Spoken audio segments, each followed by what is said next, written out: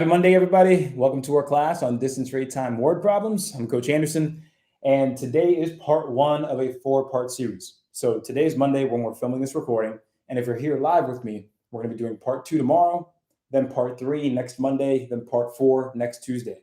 So what you can expect is really by the end of this, you're going to be ready to handle all types of distance rate time word problems, all types, because you're going to be able to understand the formula so well and process keywords so well that you'll know how to set it up from no matter the situation given. So let's go ahead and start with part one today, where we have to understand the roadblocks, like the building blocks, that are going to get us there. What is it that we need to do first before we can do these crazy problems? So pay attention. So write this down if you need to as well.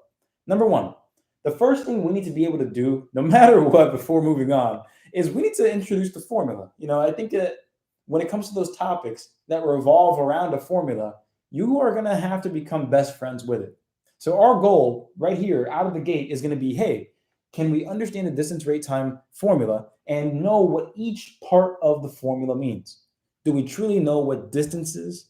Do we know what rate is? Do we know what time is? That's pretty much it. Now, part two, once we have that down, then we're going to move into keyword processing. We're going to go into the word problems themselves, and we're going to learn nice and slow, problem by problem, example by example. We're going to learn how to tell the difference between certain keywords and what they mean for us in terms of knowing that this is a rate, knowing this is a distance, knowing that's a time, or processing that we're looking for time, looking for distance, looking for rate. All these different situations we're going to learn nice and easy. It's actually pretty fun once you stick to the main idea. But once we have that down, once we know how to work with the formula, once we know how to plug into the formula, then we got to learn how to solve the formula. And you may be sitting here thinking, yeah, coach, I've already done a couple of distance rate time word problems. I've set things up. I've learned how to solve it. What's the difference between that and this? Well, what we're going to do is we're going to refine ourselves to be able to talk about it. I don't just want you to be able to solve this. I want you to be able to talk about it. Because guess what? When you're taking the test, and sometimes that little voice inside your head just blanks out and you start getting nervous, that's because your brain seriously doesn't know how to process the information in front of you. If you can talk about the problems that you're doing, it is much more likely that that little voice inside your head, regardless of your level of test anxiety, will still maintain some sort of presence and be able to walk you through in some capacity. So again, it's about taking those little advantages to make sure that you are prepared, plain and put. So we are going to practice solving throughout this class. But with that said, everybody, my party people, do these three basic fundamental ideas make sense in terms of why they're important for the future? Good. It's going to be fun, man. I can't wait to see some of these problems being done. I can guarantee that over 50% of this class is going to be almost bored after the fifth, sixth problem. And that's a good thing. I'm prepared for that because today I'm prepared to go over the basics. And then once we have those basics down, I have prepared, if we have enough time, we have a double object distance rate time, where we have two things happening at the same time. So we are going to be able to get into that as well. But let's go ahead and start off with the main notes. The formula, distance rate time. So let's go ahead and start off over here with red. Let's zoom in over here for distance. Right there. So ignore the blue here, ignore the green right there, ignore all that. We're talking about the red. We're talking about defining what distance is. So my party people, pretty much it's like this. Distance is the amount that you're trying to accomplish. A lot of the times people think that distance is solely miles and feet and inches and yards or kilometers or meters, centimeters. Not quite the case. Know that when it comes to distance rate time problems, distance is whatever measure you're trying to accomplish. And by measure, I really mean any amount. Has anyone here, for example, ever practiced a problem that had to do with a leak in a tub? And it's saying, hey, this 300-gallon tub has a small leak that is ejecting water at a rate of 12 gallons per minute. How long will it be until the tub is empty? Has anyone ever practiced a problem similar to that before? Yes, and I guessed. So that's a rate word problem. That is a rate word problem. Any rate word problem or a distance rate time word problem is truly a problem that involves a rate. That's it.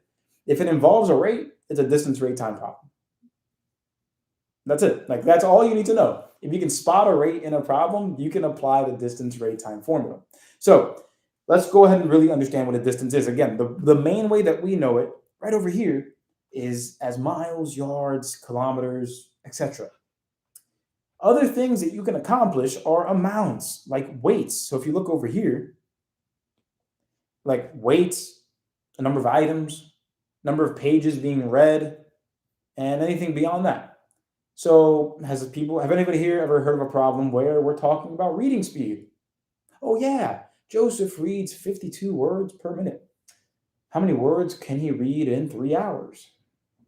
Have you heard of that before? Right? Seems familiar. Same idea. Because as soon as you start involving a rate, something per something else, it's a rate word problem. And money also counts as well. Saving money at a rate of $200 per month. How much money can Susan save after 7 months? That's another example. So let's go ahead and understand again. All I want you to know is that the distance is anything you can accomplish. And you know that you're dealing with a rate word problem if you have a rate. Now, the big fat question that a lot of us may be having, if we're not really refreshed on this, is Coach, well, how do we know we're dealing with a rate? If we're looking at a word problem or looking at keywords, what is a rate, right? So let's really understand that too. And if you're writing your notes right now and you're trying to scribble this down as quickly as possible, don't worry about that right now. You can go ahead and put your pencil down. At the end of this, I'm going to zoom on out. I'll let you take a picture. But for right now, I really just want you to kind of engage with the conversation and understand what's going on. You're good. You're absolutely good. Again, let's learn how to converse about this. So this part's especially important because if you know how to identify the rate, then you're in a really good spot because a lot of people always get confused on this. So here we go. Rate. Ugh. So rate is basically the speed at which you're accomplishing the distance. So let's look at some examples. And I want you guys to kind of tell me what seems to be the common factor here. So let's take purple here. Pages per minute, miles per hour, dollars per hour, pounds per month. All right, and we are at the end of the game show. Contestants, what's your final answer? What is the common factor between all four of those phrases? Is it obvious? Looks like we have about 42 instances of people saying the word per. Sounds good. Yep, that's it. Yes, that's clearly, there's no rhyme or rhythm to that. It's pretty obvious. The key word here is per. If you're trying to identify a rate, excuse me, if you're trying to identify a rate in a word problem, if the word per is in there, in any of these capacities where you're connecting two units, yeah, that is a rate. So one more time, right there, the word per, that is what gives it away for rates.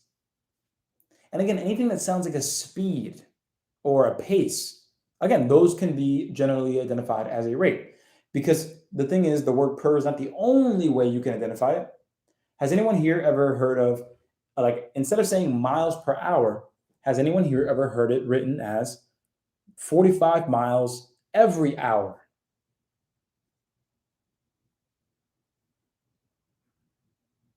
And great. So the majority of us have, some of us haven't. Cool, that's fine. But the majority of us here are saying, yeah, we have. And so that's another example where every can be taken as the word per because you are connecting miles and hours. So how many miles for 1 hour? How many of this distance for this one piece of time? That's that's how it gets given away. Excuse me. So one more thing here is going to be time. Not that complicated. Time is time. So we can talk about seconds, minutes, hours, days, weeks, years, months. Yep, that's going to be it. So time is time. But the last thing, make sure the units match up. We're going to get into that later. But for right now, take your screenshot. There we go. Take your screenshot if you need to. But the thing is, really paying attention to the differences between these. A distance is what you're trying to accomplish.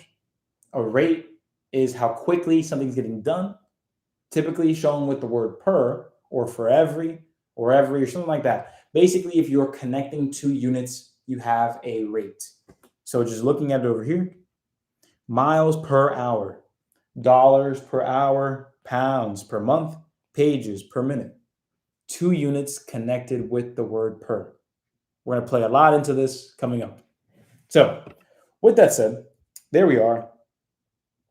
Before I continue, give me a ready or just say not ready, but let me know if you're good to go for this next slide.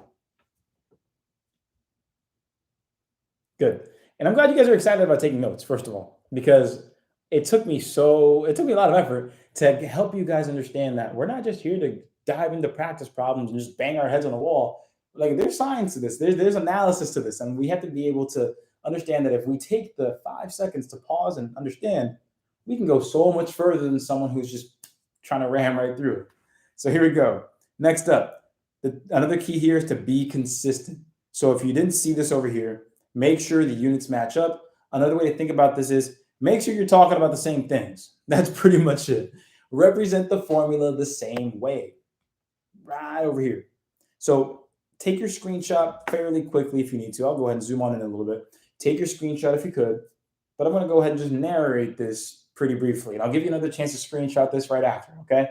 So number 1, if you're looking for Bethany's time, then you want to use Bethany's everything else. Like, if you're talking about Bethany in the formula, you don't want to grab, Rachel or Christopher or Brandon. You don't want to grab anything else, because if you are using the time that represents Bethany's time, then you need to use the distance that represents Bethany's distance for that time frame, and the rate that represents Bethany's rate over that time frame. If you start mixing and matching, you are no longer talking about the same person or the same situation.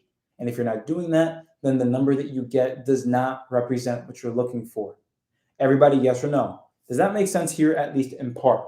If you are representing or setting up a formula, set it up consistently. If you're setting up a formula, set it up consistently. That's one of the main things here. Cool. So another example that I could give you is examples where we're talking about a combined journey where you have different legs of a trip, where a problem you might say, hey, Jacob drove 40 miles an hour for 2 hours. Then he took a rest for an hour. Then he drove 200 miles in the last leg of the trip. What was his average rate throughout the trip? Where if you're looking for average rate, you got to find all those different pieces of information, find all those distances, add them all up to get the entire distance. Then you need to find out how long the entire trip took, because that's the only way you're going to find the rate for the entire trip. So we'll run into one of these problems in tomorrow's class. Today is the main focus is going to be solving those quick and easy one-step problems, and then introducing you to the 2 objects working at the same time, where we might have cars going away from each other at the same time in opposite directions, or toward each other, or one plane catching up to another. Plenty of opportunity for that. So with that said, a round trip, yep, we are going to have those in tomorrow's class. Those are going to be in tomorrow's class. So with that said, my party people, let's go ahead and let's get started on these basic one-step problems. So here's how this is going to work. About half of the class who's been to one of these classes before might be looking at this and we're saying, hey, coach, I'm ready. We're done. Great. Yep. I know some of us might already have this problem solved, and that's okay. But what we're going to do is we're going to go through and explore these fundamental basics. So what you might notice is when we practice right up here, you're going to see want, have, connection. So this basically represents my 3-step word problem strategy. First thing you want to do, identify the question, which is going to give you what you're looking for. Number 2, you're going to go ahead and process the information. Write down what information you have. And number 3, you're going to build the connection, whether it's via a formula, whether it's laying out steps that are going to be taken to complete the problem, whatever it may be. But the main important thing here is always starting with the question. Don't let the information bug you. It's just about knowing what you want. So right here, how far did the plane go? So my party people, if we're looking at that, how far did the plane go? Given that we have that question laid out just like that, and given that the answer choices are all in miles, in one word, can anybody tell me what we're solving for here?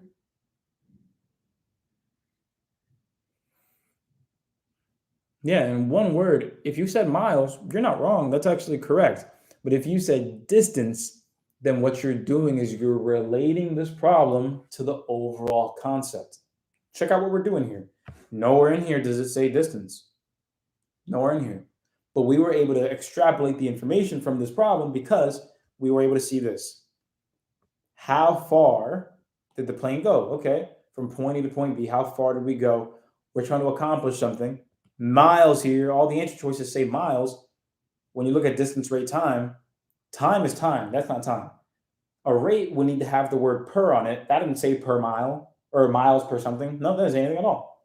That just says miles. So that's any amount that we're trying to accomplish. That's miles, that's distance, that's what we want.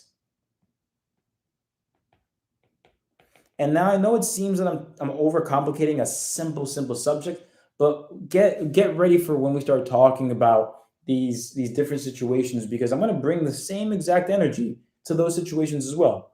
Because if we can oversimplify it and complicate it here and still understand it perfectly fine, when things get complicated, we'll be able to sort through it much easier. So always pay attention. We want the distance. We don't know what it is, but we know it's some number of miles. That's all we know. Now, number two, let's go ahead and write down the information that we're given. So over here, I'm going to read the question now. I'm going to read through the problem, and I'm going to just identify the number. But I'm going to just identify the number, and I'm going to ask you, what mistake did I make? So here, a plane travels at an average rate of 240 miles per hour over a period of 3 hours. If I'm going to take the shoe of someone who's inexperienced and write this, what's wrong with just writing 240 and just writing 3? What's wrong with that?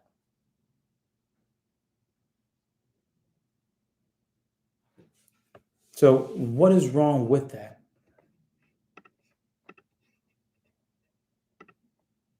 Right, we don't know what they represent. We don't know what they represent. And so because of that, because we don't know what the numbers represent, you're already did, Chandra, you're good. So because we don't know what the numbers represent, we may be sitting here thinking, what do I do with them? Am I supposed to add them, subtract them, multiply them, divide them, something else? What am I supposed to do? So you need to know what they represent to give yourself the opportunity. Everybody, 240 is represented as what? 240 what?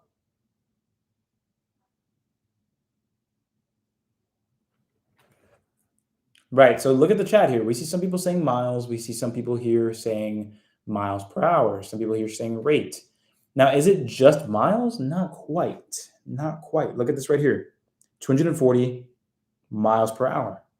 We said to ourselves here in the beginning of class, we're conditionally trained, we're conditioning ourselves, we're training ourselves to react to the word per as what, my party people?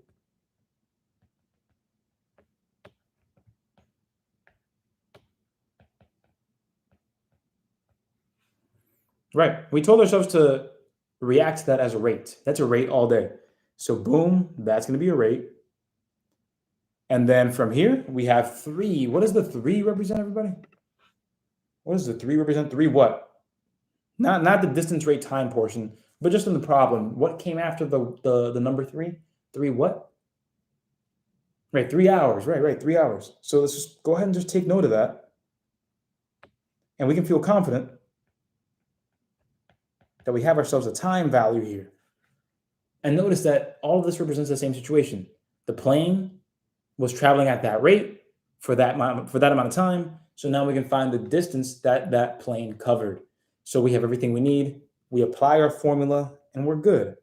Everyone, yes or no, do you agree that we have enough information to apply our formula? Yeah, we definitely do. We definitely do. So here, booyah, distance equals rate times time. Distance equals 240 times 3, because we're going to take a look right over here. This rate, 240, that's right there. Then here, the time, that's 3 right there. And so what we'll do now is we'll do 240 times 3. What is that going to give us, my party people? Great. And that's going to give us 720. 720 what? 720 what? Yeah, we're looking for distance, and so that's going to be miles. And we look at the answer choices, that's also another big giveaway, and we're feeling pretty good there. So for those of us thinking on, hey, coach, 240 times 3, how did you do that?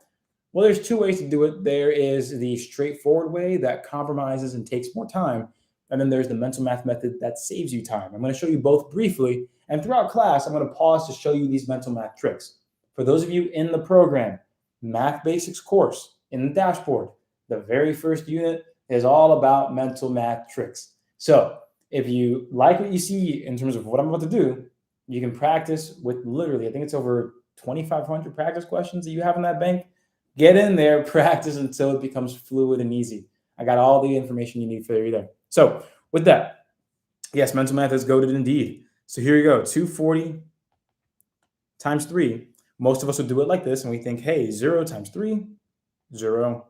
Then 4 times 3, 12. Then we have ourselves 2 times 3, that's 6. Then carry that 1 is going to be 7. Okay, great. 720. That's how, most people would do it. No problem with it. It's all good. Then from there, let's go ahead and try the mental math way. 240 times 3. What I train my students to do is think of it like this. This method is called splitting and gluing. In your head. So what I'm about to write is not happening on paper. This simply happens in your head. With enough practice, it becomes fluid like pouring water. It's easy once you have enough practice. So what I train my students to do is called splitting and gluing, where again, you split a number into easier numbers before you multiply to make it easy. Watch, 240, that's the same as 240. So all I'm doing in my head is I'm still going to do times 3. I'm still doing times 3.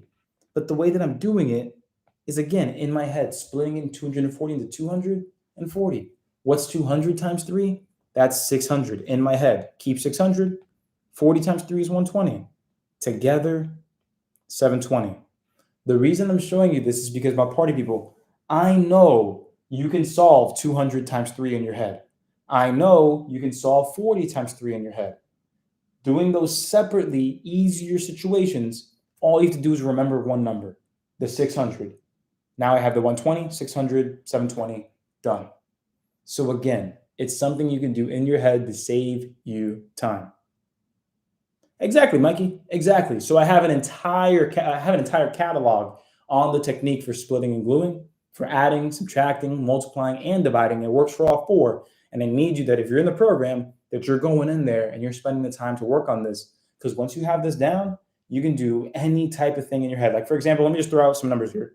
150 times 3. You'll be able to learn that that's 450 automatically. If you wanted to do, let's go ahead and say 18 times 5, 90. I'm just throwing out random numbers in my head and just showing you that you can do it that quickly. Yes or no, everybody? Does that make sense? Work on your mental math skills, save time.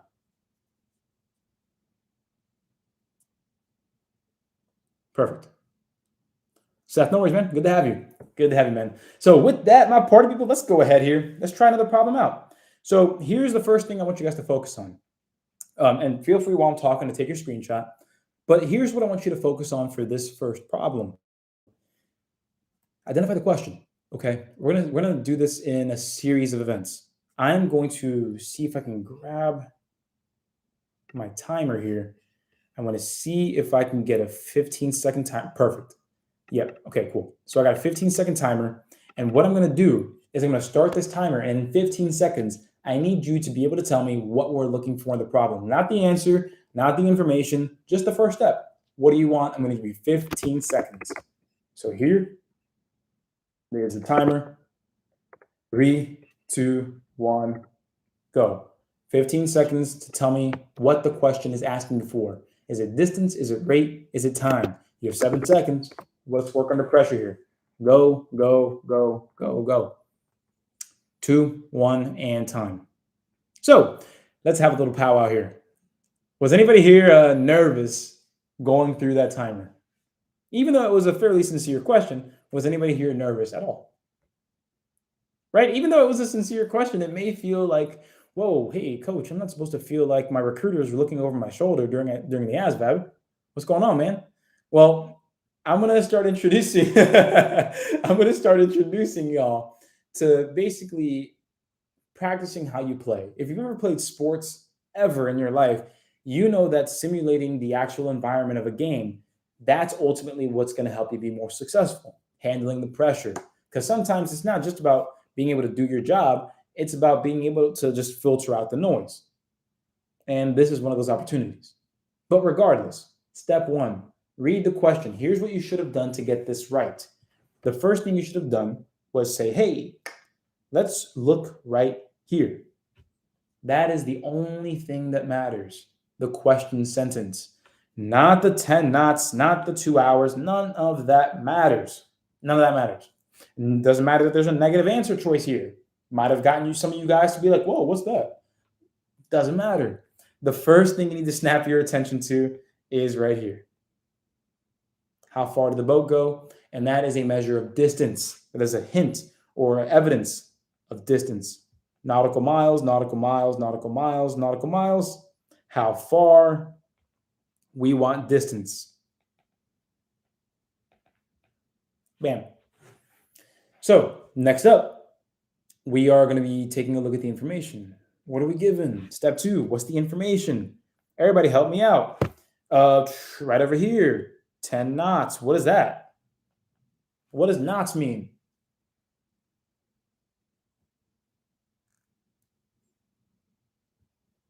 Now, how do we know that that's a rate? I'm looking at that. I didn't see the word per. I said it shows 10 knots. Where do you guys see a rate? You could have boating experience, right? You might see that as a rate. Right, we have the information given to us in a parentheses as well. We're kind of hinted at that too, and we can use and should use that information. So right here, nautical miles per hour. So 10 knots means nautical miles per hour.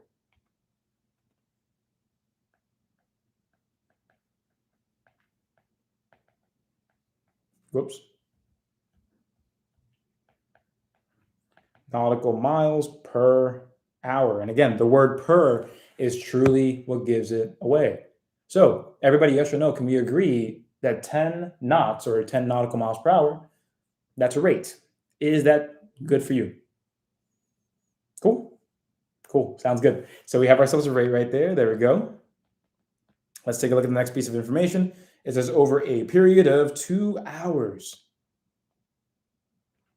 Okay, cool. So we'll write that down, 2 hours. Everybody, 2 hours is an example of what type of unit? All right, it's going to be time. And for those of you that are getting excited about getting or catching on, hey, I'm glad to have you. Glad to have you. So we have everything we need here to solve this. Because remember, the distance, rate, time formula, it has 3 parts: distance, rate, and time. Notice that we're looking for distance. So that's one that we're missing.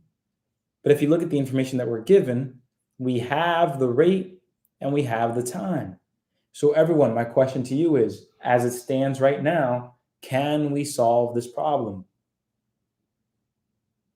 Yes, we can. Let's set it up, let's solve, and let's have ourselves a good day. The setup is going to be distance equals rate times time. We're looking for the distance again, so we'll leave that as is. The rate, we saw that it's going to be 10 nautical miles per hour.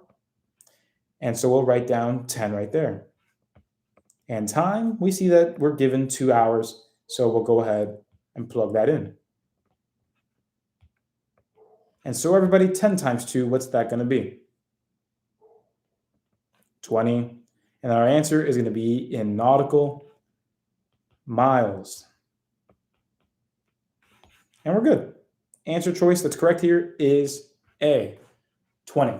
And in the previous question, it was D, 720, in case I didn't say it or make it obvious before. But yeah, this second question here, the answer is A. So again, I'm going to ask the same question, or not the same question, but I'm going to rephrase it. For those of you that were nervous about distance, rate, time coming into class, after this question, is it making more or less sense? Or is it still the same? You tell me. Be honest. Be honest. Feel so relieved, more. What does nautical mean? So that was explained. Nautical miles basically just means miles at sea, in the ocean, in water. Just to keep it simple.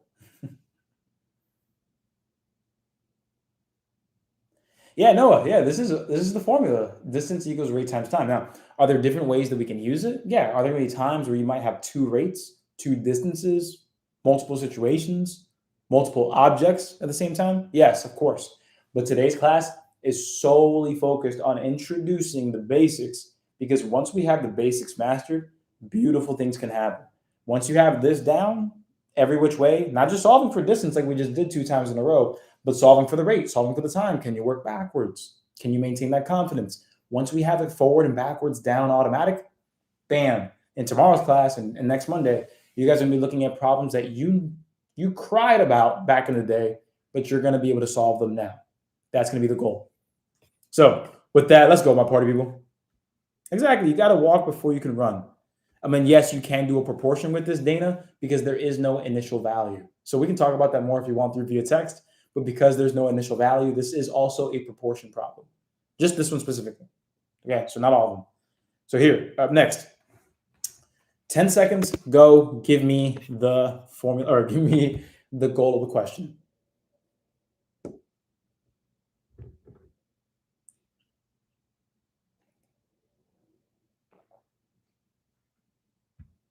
Two, one. That's time. What do we have? What are we looking for? Distance, rate, or time? What are we looking for? Distance, rate, or time? Okay, so here's one thing I loved. One thing I loved, I'm gonna give you one thing I loved and one thing I didn't love about this. One thing I loved is that it looks like almost everybody gave an answer. Almost everybody gave an answer. That's great to see. What I didn't exactly love is that including the students that have been to my classes before, including some of the students that I know are experts at distance, rate, time, word problems, nobody gave a reason why. If it's distance, why distance? If it's rate, why rate? If it's time, why time? Give me a reason why. Give me a reason why you know what we're looking for.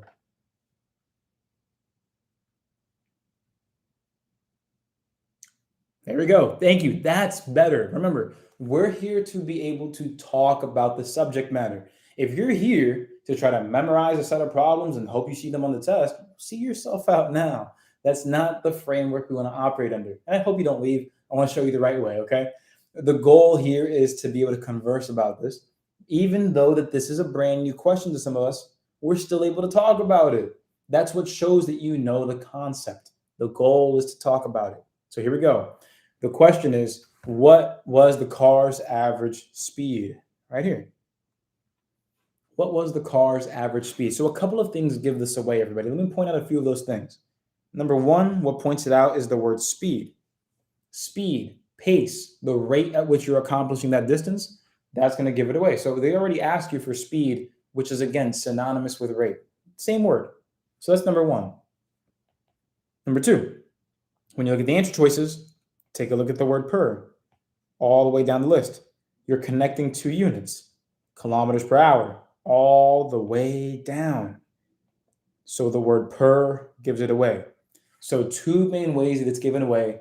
You are looking for the rate in this problem, blank kilometers per hour. Before I continue, do you agree or disagree? We're looking for the rate, and the units is kilometers per hour.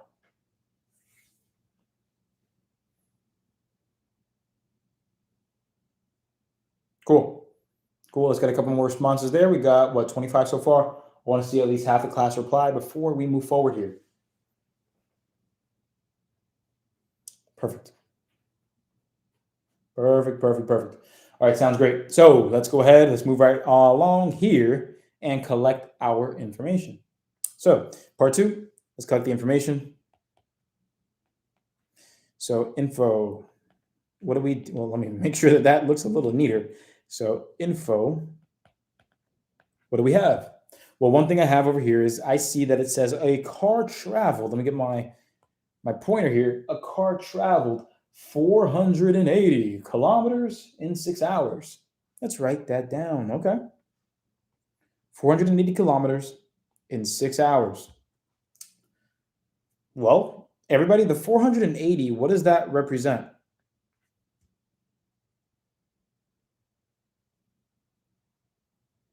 Yeah, that represents the distance.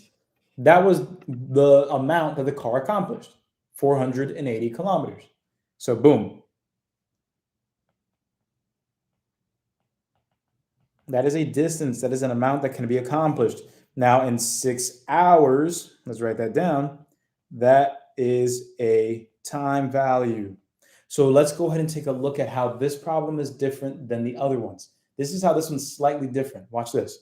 So when we set this up, everybody, can you remind me in the chat box, what's the distance, rate, time formula again, please? Use as much grammar as you can, please. Don't just say DRT. No, come on. Give me something. Yeah, give me an equal sign at the very least. Thank you, Samila. Distance equals rate times time. Thank you, Lewis, for writing that all out. Right on. Distance equals rate times time. My party people, there we go. Yes. So let's write that out. Distance equals rate times time. We identified that we're looking for a rate. We have a distance. We have a time. So we know this formula is supposed to fit in. This is one of those little tricks now that we have in our brains. When we have a problem and there's a distance, a rate, and a time, and you're looking for one of them, use the formula. So now we're going to plug everything in, and we see that we already actually have the distance given to us. Whoa, that's our distance right there, 480. That's a little weird because in the other problems, we didn't have distance, but now we do. We're looking for the rate, so I guess I'll leave that as R. And then we're including the time here, and we see that that is 6. Okay. So essentially what we have is 480 equals 6R if we rearrange things. So let me zoom in a little bit here. My party people, how are we supposed to find the rate? How are we supposed to get R by itself? Because clearly we can't multiply because 6 times R is just 6R. So how do we solve an equation again where multiplication is in the way? How do we do that again? How do we do that again? We work backwards. And since we are multiplying the 6 and the R together currently, we do the opposite and divide both sides by 6. That's right. That's right. That's right. I'm going to get the timer out of the way. So watch this. Simple, easy does it. We're trying to get the R by itself. So what I'll do is I'll divide both sides by that 6. It's going to cancel out on the right side because if you're multiplying by 6 and then dividing by 6, cancels out. But here, 480 divided by 6, if that looks like a big division for you, don't worry. 480 divided by 6 is the same thing as 48 divided by 6. Bring the 0 back. What's that going to be, everybody? 8. Yeah, 48 divided by 6 is 8, so that would be 80. That would be 80, which would give us R equals 80 kilometers per hour. Booyah. Right there.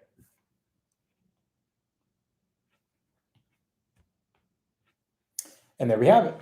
Glenda, glad you're excited about that. Right on. So, begs the question once again. Do you feel like, hey, are you feeling like you are getting used to the setup at this point?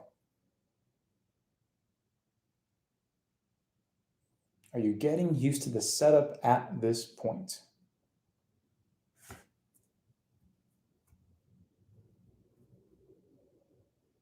Can you divide 480 without mental math, the whole process? Yeah, for sure. I got you. Yeah. So I won't cheat you out of that. No worries. I got you. So 480 divided by 6, we can go ahead and set it up like this because we have it in the long division method. And what you'll see is 6 doesn't go into 4, but 6 goes into 48 8 times. So then 6 times 8 is 48. So it's a clean division. You get a 0. Then you bring that 0 down. 6 goes into 0 0 times. There is no remainder. So you get 80 kilometers per hour. So let me know if that helps as well. I got you. Yeah, you're welcome. Admiral, I got you. So with that, booyah, are we good to go ahead and try out another one here? I believe we have 2 more to go through to review together. And then after that, we're doing speed drills for a good 25 minutes. Ready for another one? Okay, so I'm going to challenge you to do something else now. I'm not going to give you 15 seconds this time. I'm going to give you 45 seconds. And then in those 45 seconds, what I'm asking you to do is this. Number 1, point out what you're looking for. Is it the distance? Is it the rate? Is it the time? Boom. Then once you have that, step 2, can you identify the pieces of information that you're given? Can you point out, let's say if you're looking for time, can you point out which one's the distance? Can you point out which one's the rate? That's it. The setup and the solution and calculating we'll take care of together, but I'm going to give you 45 seconds to point out the question and write the information down. We want to condense that truly to 20 seconds in the future to give yourself the most time possible to make a plan. But for right now, we'll extend it to 45. Are you guys ready? Well, time flies when class is fun. Time flies when class is fun, man. So let's go ahead and get this 45-second timer up.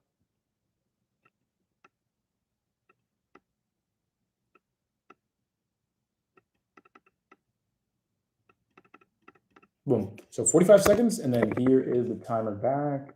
All right, here we go. Again, you have 45 seconds to identify the question and the information labeled correctly. 3, 2, 1, let's go. And don't reveal your answer, just type ready when you're ready.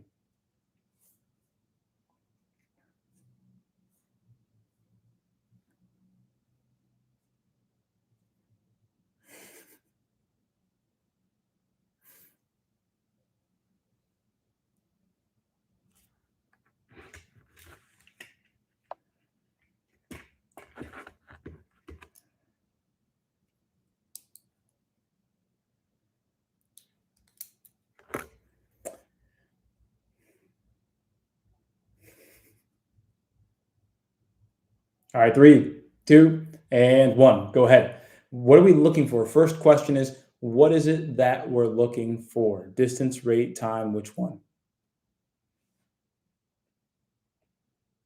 And again, don't wait for other people to answer before you give your answer. That's the one pet peeve I have, because it's not going to help you grow. I don't want you to just follow the pack. I want you to understand the pack. So if you want to join the pack, you understand that it fits for you, not just blindly following. So I need you to understand why these people are making the decisions, but first understanding the overall picture. So again, I see a lot of us are saying time and some of us are saying distance. So again, be honest, just be honest. Okay, great. So let's go ahead and understand this. So let's look at the clues. I'm not going to give the answer yet. Let's look through the clues. The question immediately says, how long was the bicycle traveling for? Okay, so the question itself may be open to debate. Some people might think, well, how long? Well, when you think of how long, you could think of how long was the drive? You could say 100 miles and you could say 4 hours. That could go for both. But when you ask, how long were you doing something for? That's more of a time question. And to support that notion, remember, you should always look to see if the answer choices give you units. You should always see if the answer choices give you units. And they do. The answer choices say that they're all in hours. And everybody, we all know hours is a unit indication of what? Yep, time. So we are looking for time. We are looking for time. Blank hours. Now quickly, let's write down the information we have. Step 2. We saw that we see an average speed of 20 miles per hour. Everybody, 20 miles per hour. What gives away what we're about to say? What gives away, what keyword or phrase gives away what we know? Right, the word per. That gives away what we're about to say. The word per is a clear indicator of what type of unit? Right, it's a clear indicator of a rate, of a pace, because it's how much you're getting per every that. How much of this for every that? How many miles for every hour? That is a rate. And then lastly over here, travels 180 miles. 180 miles, that's going to be a, yep, that's going to be a distance right there. That's going to be a distance. And there we have it. So now that we have the information laid out and we know what we're looking for, this is going to be a quick plug and play for our puzzle. We're good. We're going to go ahead and set it up, solve, and we're good. So I hope you start noticing that the calculation phase of it doesn't matter at all until you understand the setup. So I want you to think of those two things as two separate ideas, because that's ultimately how you can start being calm when you practice instead of feeling overwhelmed in terms of like, there's so much going on, I'm procrastinating, I don't want to focus. We get it. So here we go. Distance equals rate times time. Let me just fix that right up. So distance equals rate times time. And from here, we have distance of 180. We have a rate of 20. And we still have the time that we're looking for. So with that said, we will divide both sides by 20 here. Cancels out. T equals what? That's correct. 9 hours. Don't just say 9. Give me the context. 9 hours. I need you to reply to the story. It took 9 hours to bike 180 miles. And there we have it. Yep. So feel free to take a screenshot if you need to on this one. I'll give you 5 seconds. We're going straight to the next one again. 45 seconds, full stop. 45 seconds to give me, again, the goal of the question. So start with the question itself, the question sentence. Give me the goal. Then after that, give me the information laid out appropriately. All of it. Jordan, that does work, but you would need to know that you need to know how the formula works to know that that's how it would work, right? So because you know how the formula works, you have the advantage now of being able to use the answer choices and fit them into the formula and see if it works. So great job, yeah. I always encourage that if it's a quicker method. But honestly, once with enough practice, this setup, a problem like this, 10 seconds or less. 10 seconds or less. Exactly, Eduardo. That's right. Eduardo, exactly it. If the answers are all saying miles, then you're looking for distance. If all the answers say kilometers per hour, you're looking for a rate. If you see all the answers say seconds, you're looking for time. Every single time. So here we go, my party people. 3, 2, 1. Timer started. Go.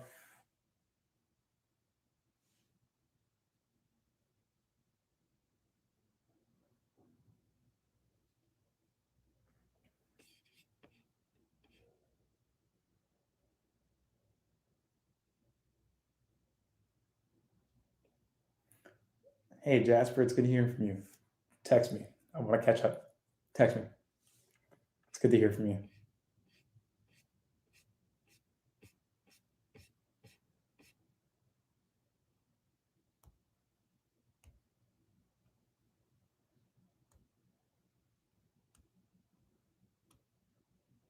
And that's time, everybody. There it is. So, my party people, let's start off with the first question. What are we looking for, and how do we know that's what we're looking for? Go ahead.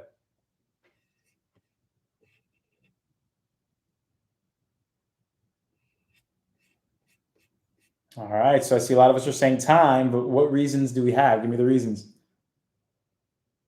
Hey, you're welcome, Samila. It says how long. How else do we know?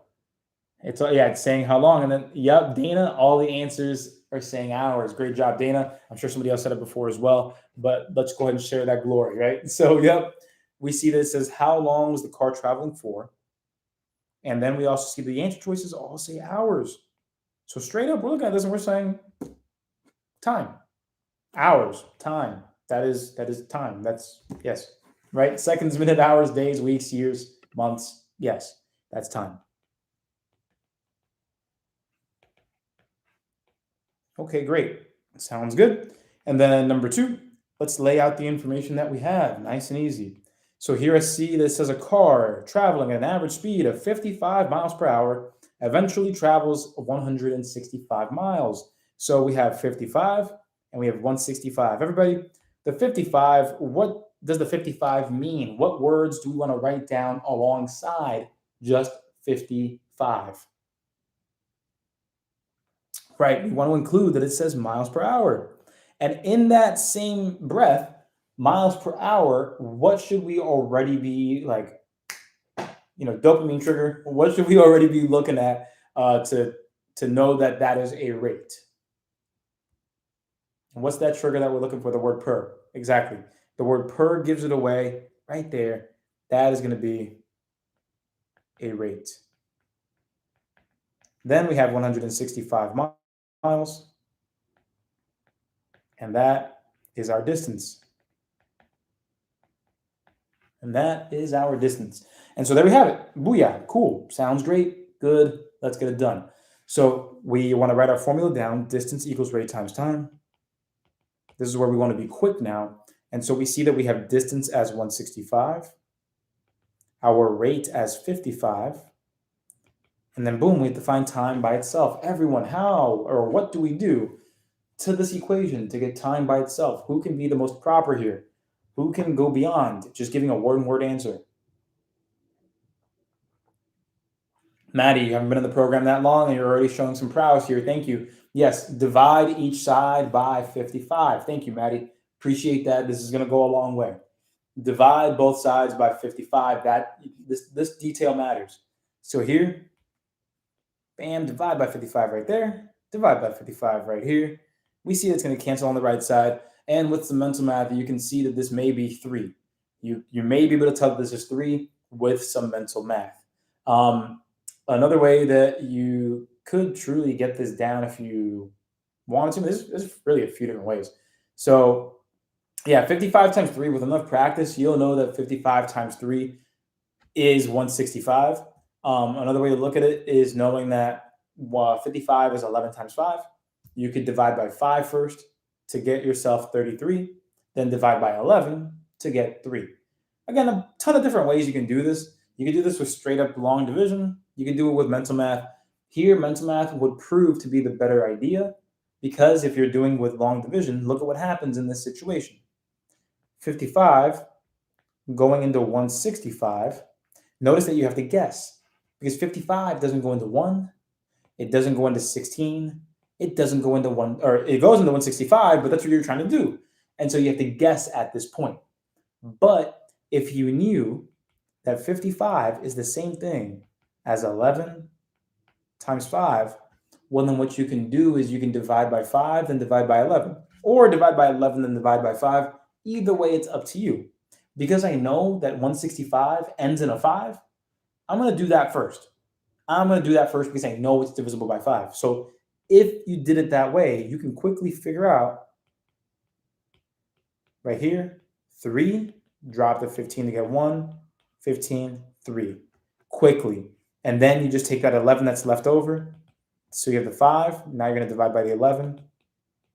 And that's with some mental math. Obviously, that looks sloppy as heck, right? That looks super sloppy. That looks almost like I'm making a mistake. But most of mental math, like 99.9% of what you do with mental math is in your head. It's never going to be on paper. And so I'm just showing you that it looks messy, but to you, it should be clean with enough practice. But nonetheless, the answer is 3 hours. 3 hours is the correct answer. Boom. And so, James, great question. So the question that James has is, how come calculators are restricted from the ASVAB? Now, while I am not a spokesperson for the U.S. military or armed forces, I can take a guess as to what they might say when asked that question. Having a basic sense of computational skills is important in the military, whether it's dealing with compasses, whether it's dealing with equipment, whether it's dealing with artillery, whether it's dealing with computer software, whether it's dealing with logistics. Mathematics is necessary to know if you're going to serve our country in any capacity, even if no matter what level of job you're going for. And I'm not trying to make one job sound better than another, But whether it doesn't matter if you're working in a cafeteria or you're working in an office, you have to be able to calculate numbers, at least simple math, and this is their way of being able to tell how efficient you are. That's it. So without using a calculator, they can tell that in many ways beyond than just the word problems, than pure math, whether this or that. They want to be able to tell how apt you are. So hopefully that answers the question. But with that said, how are we feeling right now? With a scale of 1 to 10, are you confident in your ability to handle these essential basics, these fundamental problems, where you are given 2 of the 3 pieces and you just have to solve? On a scale of 1 to 10, how are you feeling? A yes, I will assume, is a 10.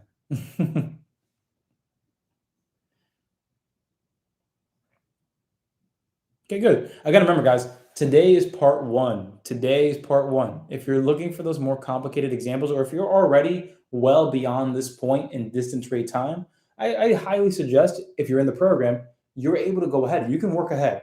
We have all the different types of problems, all the different types of practices, and we also have that unit checkpoint at the end so you can earn your 5 stars. So you're good. It's all there. I'm not saying, skip this part. I'm just saying it's important for everybody here to get to this. So if you want to skip ahead, it is available to you.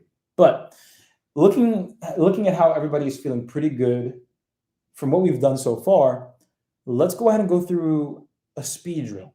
So before I get to the speed drill, because we're well over the halfway part of the class, just wanted to remind everybody about the program benefits. And if you are in the program, remember that you have all these features available to you, including those weekly progress reports that I'm now sending out and those progress dashboards so you can track your progress. Easy, easy, easy. So again, at the end of the day, all of these features are meant to make studying less stressful. So if you are interested in all the classes, recordings, if this is going well for you, all the extra materials, and being able to text me whenever you need help, again, that's what the program does for you. So I'm just going to go ahead and put the link to the program right here in the chat box. There it is. And if you're watching us live on YouTube, you can check the link in the description of this video. There's a short video on how the program works, and there's a bunch of little details. Again, it's just all laid out for you nice and easy. Take time, look at it. But if you're watching this class live, just want to make sure you know, today is the very last day at those prices. It's tonight. Tomorrow, we are adding in our lifetime membership. Those of you already in the program, I'll email you all the details to get that if you're interested. But essentially, given everything that's been going on, inflation, and all the upgrades that we've made, we do unfortunately have to raise our prices. But the great thing is this, even with the price raise, you are still paying less than an hour of tutoring for over 24 hours of my classes and an entire month of access to all my materials. So still cheap, still affordable. I'm keeping my promise. I'm never going to make it so that you're breaking the bank to get this. So there's all the information for you. Make decisions as you will. I would love to be your teacher. But let's go ahead and take a look at speed drill time. Everybody, would you say that being given 2 minutes for a problem like the ones that we've been doing, would you say that 2 minutes is just the right amount of, and be honest, for this type of question, is it just the right amount of time? Do you feel like it might be too much time? Or do you feel like it's not enough time? In your honest opinion, how much time is 2 minutes for the problems that we've been doing so far? Okay, so let's take a look here. So I see here that a lot of us are saying, well, there's a lot of different answers here. This is actually a really good question. So let's see from the very beginning. So too much, enough, perfect, too much, perfect, enough, it's fair, enough, too much, it's fair, enough, fair. Okay, so what I'm noticing is that everyone here agrees that it's not enough time, right? We're not saying that we don't have enough time to solve these problems, which is a good thing. We're saying it's either fair, perfect, or it's almost too much time. Now, let me be very honest and sincere about where I'm coming from with that question. These types of questions, the ones that we've been doing currently, you should, if you are expecting to pass the ASVAB, you should be able to do a problem like this in 30 seconds. And that's still kind of pushing it. My standard for doing a problem like this, if you want to score well on the ASVAB, so 60s and up, you should be able to look at a problem like this and be done in 15 seconds. You go to the question, it says, hey, how long or how far did the boat go? Okay, we're looking for miles. We're given the rate, given the time, plug them in, done. Like you should be able to look at that with enough training. And again, the point is to grow into that role and get there. But I can get you to the point where you look at a problem like this and you know that this is the easiest type of distance rate time. And you'll be able to do this with confidence. So here's what we're going to do today. Starting with these speed drills, I'm not going to give you 2 minutes because here's the point. On the actual test, everyone, what happens, and just give you context, you get about 2 minutes per question on the arithmetic reasoning on the ASVAB. Everyone, what happens when you solve a problem that should take you an average of 2 minutes? What happens if you solve it, let's say, in a minute? What advantage does that give you? If you solve a problem that on average takes 2 minutes and you solve it in 1 minute, what happens for you? Maddie, thank you. Abimail, thank you. You get more time on the harder questions. You are effectively giving yourself more of an opportunity. Because guess what? If you can solve the easiest of the easy questions on the test quickly in 1 minute, every time you do that, you give the extra minute for the next question, an extra minute for the next question. And you want that. Because if the easy ones take you a minute, the average ones take you 2 minutes, the harder ones might take you 3.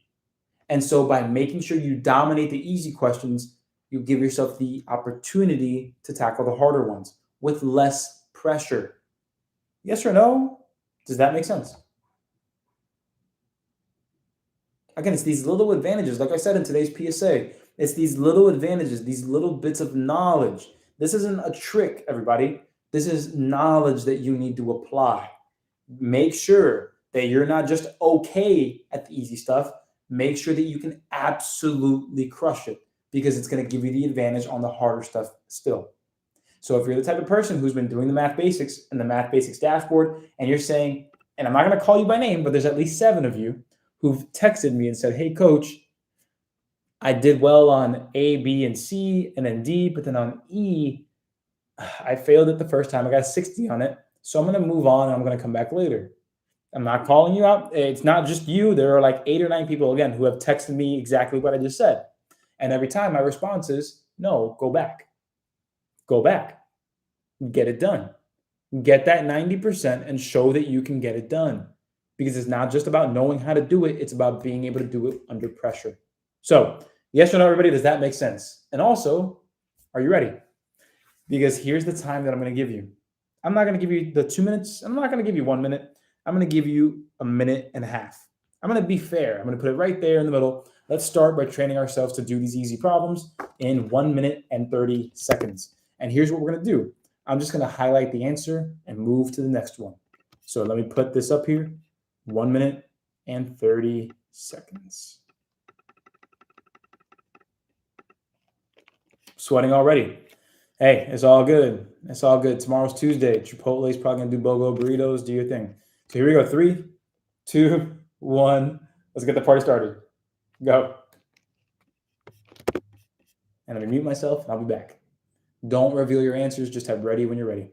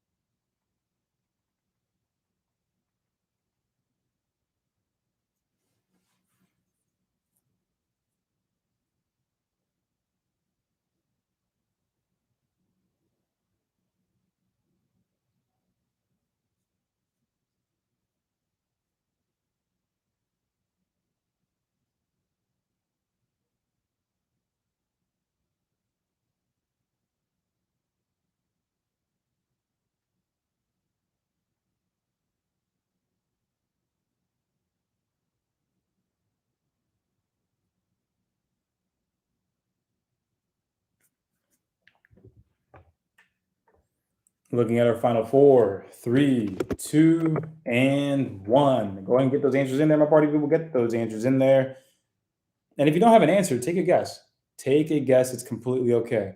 So as a reminder, everybody, here's how the speed drills work.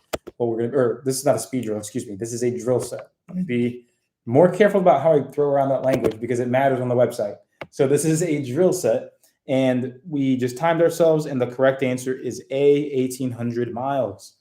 You would have done that by multiplying the rate and time together to get the distance. 450 times 4 is the same as multiplying by 2 twice. 450, 900, 1,800. Done. Lightweight, Ronnie Coleman style. All right, sounds good. So here we go. Next question in 3, 2, 1. Let's go.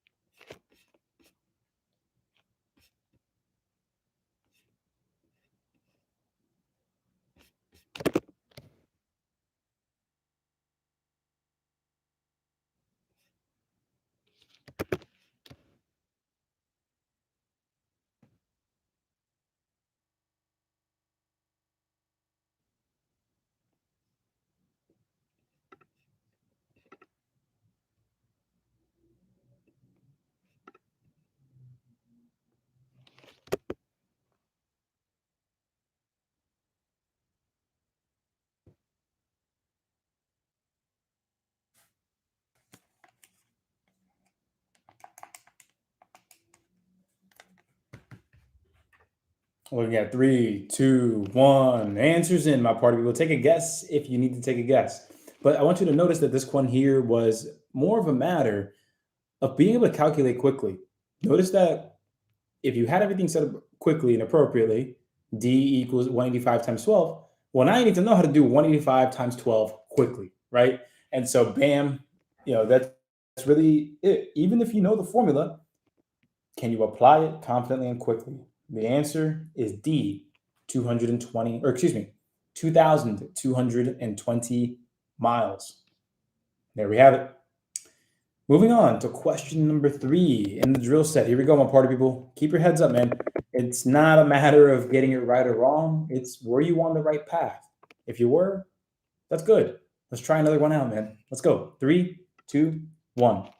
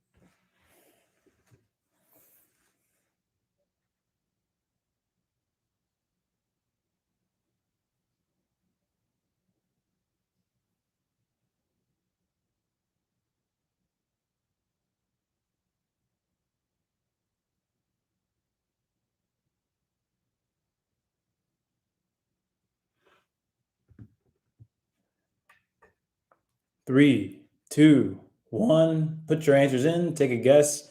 If you got stuck, say you got stuck. It's all good. It's all good. Let's go. Let's go. Let's go. Let's go. Revealing the answer in 3, 2, 1. Answers A, 1.5 hours. 1.5 hours. So even if you were a little stuck on the mental math, notice this. 60 miles per hour. Everybody, to reach a distance of 90 miles, if I'm only going 60 miles every hour, every 1 hour, do you think it's going to take more or less than 1 hour to get to 90 miles? Is it going to take more or less than 1 hour to get to 90 miles? More, right? Because in 60 miles per hour, after 1 hour, that's 60 miles. After another hour, that's another 60. But you know that 90 is bigger than 60. So it has to take more than 1 hour. And if you look at that, thinking about it that way, cross that out, cross that out, cross that out. There's your answer. I don't need to know how to do 60 divided by, or 90 divided by 60. I don't need that. I know that it's going to be more than an hour, and the answer choices that are given limit what I can do, or limit the guessing that I can make, which makes it easier in this case. So again, just little things that you can see and tell and take advantage of. But here's another one. 3, 2, and 1. My party people, let's go.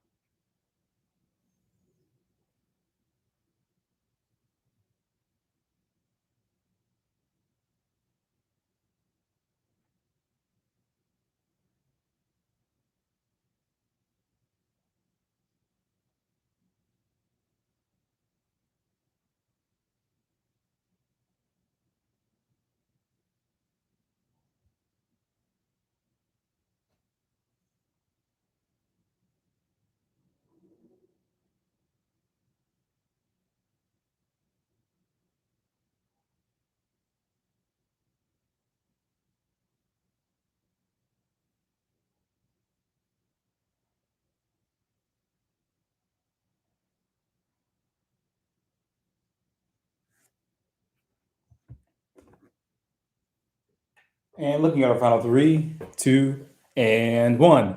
What is our answer here? My party people, go ahead and post that answer. What do we have? What do we have? What do we have? What do we have? All right, the correct answer here will be D, 6 hours. It'll be 6 hours. All right, let's go ahead and tackle another one, and then we're going to just review what we've come up to this far, and then we're going to go ahead and continue practicing. So one more here, 3, 2, 1. Let's keep it going, man.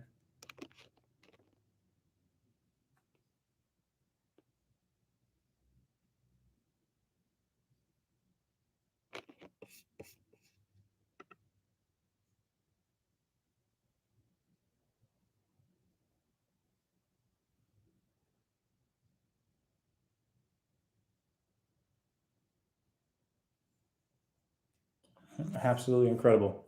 The amount of people that are ready after just 20 seconds was incredible. So you guys thought I was lying. A lot of you thought that I was lying about being able to do a problem like this within a minute. But look at that. The majority of y'all, that was over 60 of y'all that answered in 20 seconds. So, I really want you guys to understand that you can do it. Absolutely, you can do it. It's just going to take an adjustment in terms of how you study and the amount of effort you're willing to give.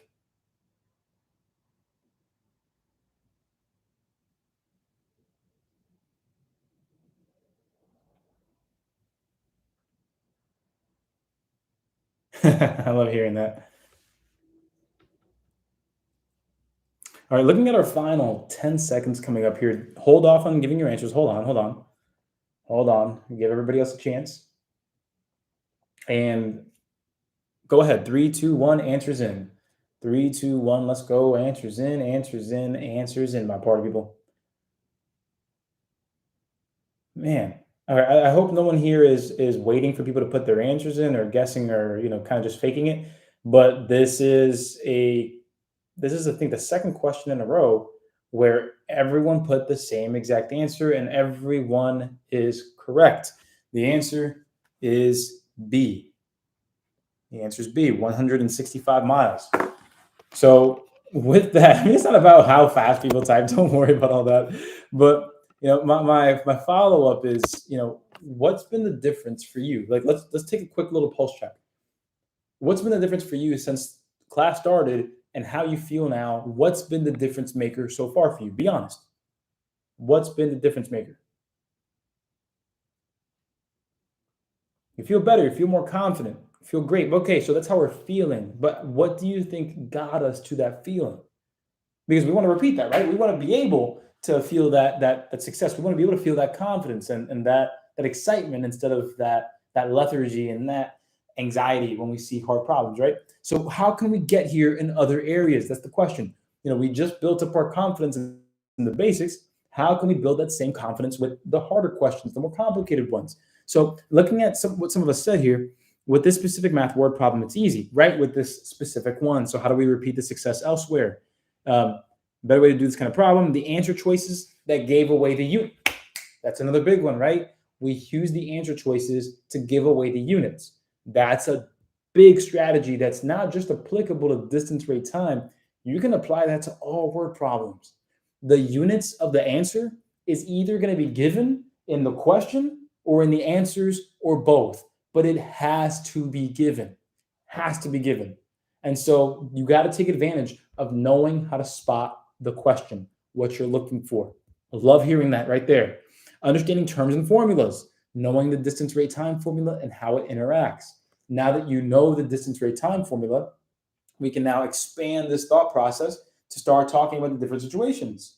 Multiple objects moving at the same time, looking at an entire road trip or something to that effect, looking at problems where we talk about going somewhere and coming back, talking about problems where we're given very limited information and we might need to bring in another math idea, like a system of equations to solve.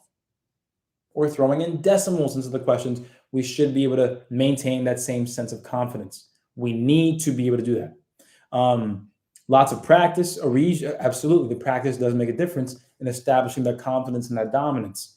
For those of you that are saying my coaching, I'm sure that anybody else could do this with the same level of experience. So I'm not going to take credit for that until you actually get the score you want. But a lot of practice, great. You feel like you're getting there, understanding the formulas and practicing, being patient. That's on me. But yes, my patience does have something to do with it, but not everything. You have 99% of that credit to take. Noticing what to solve for by reading the answer choices, applying the basics, knowing the place everything is in, making sure you know how the formulas work, reading the question first, the keywords and distance, rate, time, practice makes perfect, or effort. Look at that. So Misha, not all of them. This would make up maybe, I would say, like 12 to 15% of the problems you'll see on the arithmetic reasoning. So basically like one in 8 to every 1 in 6 questions, you would see a distance, rate, time problem, just about. So with that said, here's what we're going to get into next. I want to go ahead and give you a preview of the questions that we're going to be going over in tomorrow's class. And so tomorrow's class is going to be strictly about distance, rate, time when we're dealing with two objects interacting at the same time. So let me give you an example. And then I'm going to go ahead and introduce you. I'm going to introduce you to the notes. They're here, but I'll go ahead and give you a sneak preview of tomorrow's class, but then we're going to turn it back and continue doing more problems like this, except it's going to be under 1 minute. Are you guys down for that? Cool. So let me go and give you a sample of what tomorrow's class is going to entail. So let me just go ahead and scroll down here. So these are the notes that we're kind of going to go over, basically just looking at different movements. It's very simple once you understand the core fundamental, but essentially when you've got two things moving at the same time, all you have to do is tell whether they're moving in the same direction or the opposite directions. Very easy to tell, but that dictates what you're going to do. So to prove to you how easy we can make this, let me start off by just giving you this problem here. Did you get the chance to screenshot those notes? I don't care, because it's not the point. I want to show you where you are now by giving you 2 minutes to do this problem. And then in tomorrow's class, hopefully you can join. I'm going to show you how you can get a problem like this done. And again, 30 seconds or less with enough practice and patience. So here we go. 2 minutes. Get started. Go. You already had 30 seconds to get started. Here is 1 minute and 30 seconds left. Is that fair? Absolutely not. Go ahead and talk to management.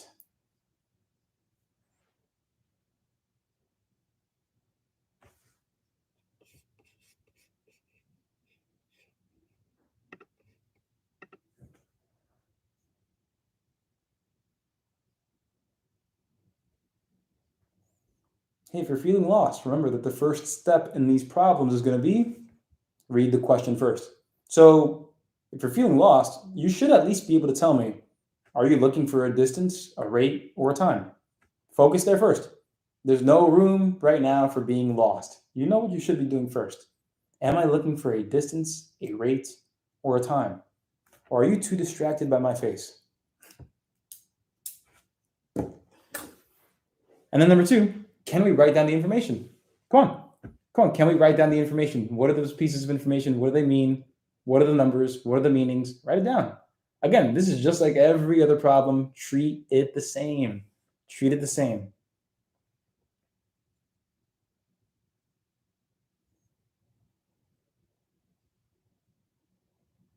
Okay, and we're looking at a final 5, 4, 3, 2, and 1. So give an answer if you have one, or take a guess if you have one, or tell me if you got stuck, or if you felt lost, if you didn't try, if you got scared. Tell me, like, be honest. Be honest, because again, if we can be honest about where we are, we can find a sense of direction to where we need to go. But if you're going to be faking it and lying about how you're actually feeling, it takes twice as long to get over that issue. And that counts not just for math, but for everything in life. The more you avoid it, the more it haunts you. So be honest. Just be honest. Thank you. You lost confidence. This is hard. My pen died, probably literally and figuratively, when it saw this question, right? So here we go. So for those of us that blanked out, feel lost, got frustrated, got nervous, got anxious, let me ask you this. Up to this point, do you trust my word if I tell you that you can get really good at a problem like this? Just up to this point, with your experience so far with me, would you believe me if I said I can help you get really confident and really fluid with a problem like this? Long, right? Like that. There you go. Okay, good. And I'm glad that you guys agree with me. So I want you to be patient with this process. I want you to get excited about the growth you've been having, right? Because we just mastered or we're on our way to mastering the basics. But I want to keep the reality real with you. Those easy problems are not everything that you're going to see. Will you see a problem that easy on the ASVAB? Of course you will. 1 or 2. But you're not going to see all 16 on the arithmetic reasoning or all 39. No. You're going to have some pretty easy questions. But you're also going to have some medium ones, and you're also going to have some hard ones. This is classified as a medium question, but I'm going to make it feel like an easy one to you. So this is what you can look forward to in tomorrow's class. I am not going to solve this. I'm not going to go back to the notes. I'm just going to tell you that with a problem like this, I would go ahead and say that I can give you the correct answer. That's going to be A, 7 hours after doing the math in my head. But the answer would be A, 7 hours, if that's what you got. But if you guessed or whatever, don't worry, because in tomorrow's class, we're going to dominate this through and through, through and through. So let's go back to practicing with the time that we have left, with the problems we have left, and we're going to be doing 1 minute per question. So here we go. We should have plenty of time to get this done. So let me go ahead and start the timer here for 1 minute.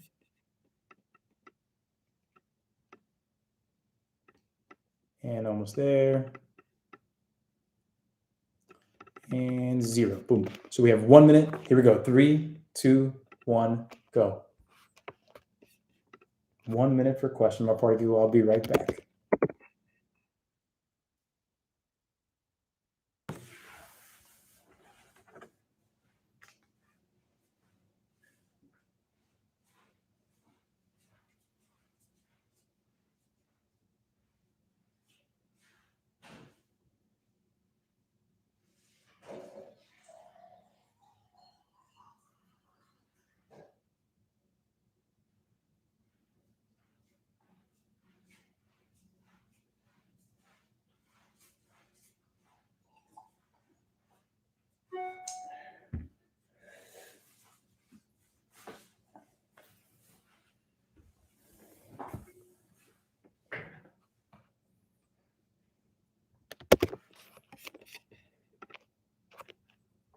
And 3, 2, 1, and time. The answer to this question is D, 4.5 hours. 4.5 hours. Next question coming up in 3, 2, 1. Let's go.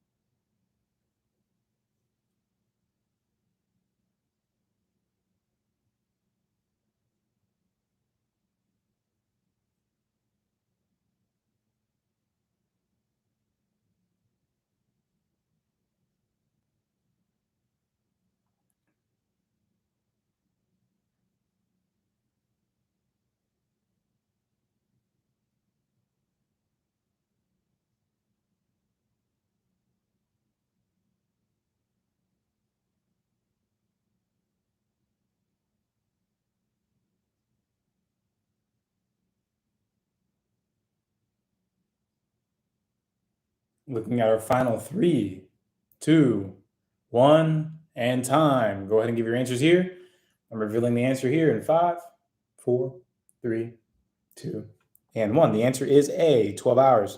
3, 2, 1. Next question. Let's go.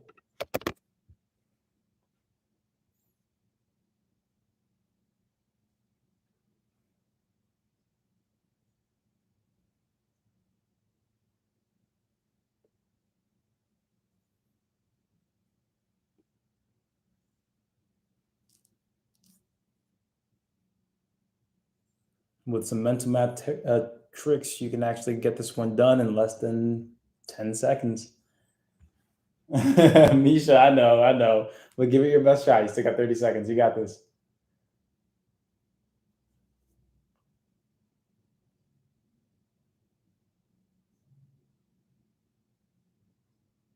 Glenda, if you're saying, that's not using energy to solve the problem. Come on, stay focused. Every second counts.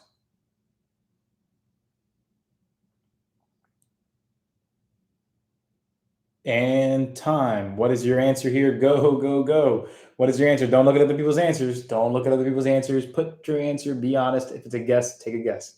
If it is a guess, take a guess.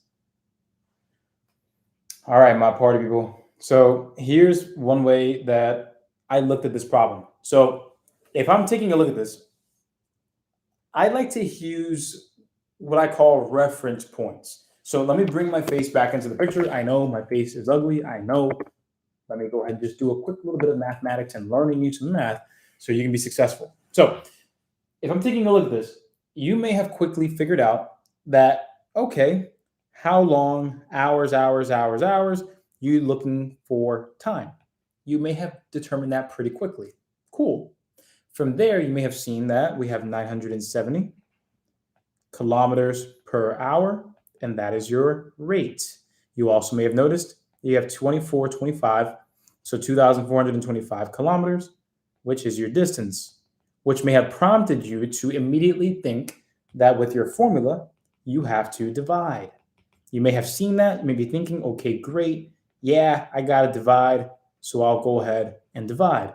Now, when you're thinking about the actual division, whoever tried to actually do that division, good luck. What you may have noticed is this. Even if this was on the low end, even if this was not 970, even if it was 900, if it was 3 hours, well, 900 times 3 is 2,700, already well over that mark. So you may be able, with mental math, know, or with this technique, with referencing, you're looking at that and you're like, yo, 3 hours can't be it. That means it can't be 3.5 hours. And that means it can't even be 4 hours. I don't know if it's 2.5 hours, but it has to be true because I already eliminated B, C, and D like that. And so by using that, by knowing, having that knowledge of, okay, I don't have to know what 970 divided into 2425 is. All I got to know is that, hey, 900, like if I use a nearby number, 3 hours is still way too much time. So 3, 3.5, and 4, goodbye. 2.5 is it. So again, that's just one neat way to think about it. So let's give it one more shot here. 3, 2, 1, let's go.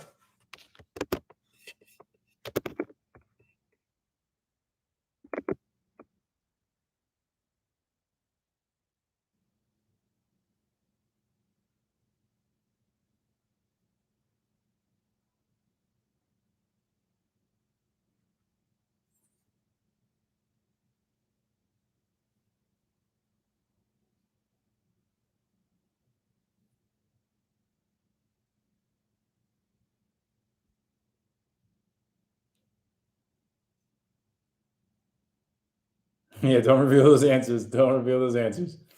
And again, for those of you that were here for the first time today, I do want to thank you for joining today's class. And I want you to stick around to the end so I can go ahead and basically go over the program in a little more depth.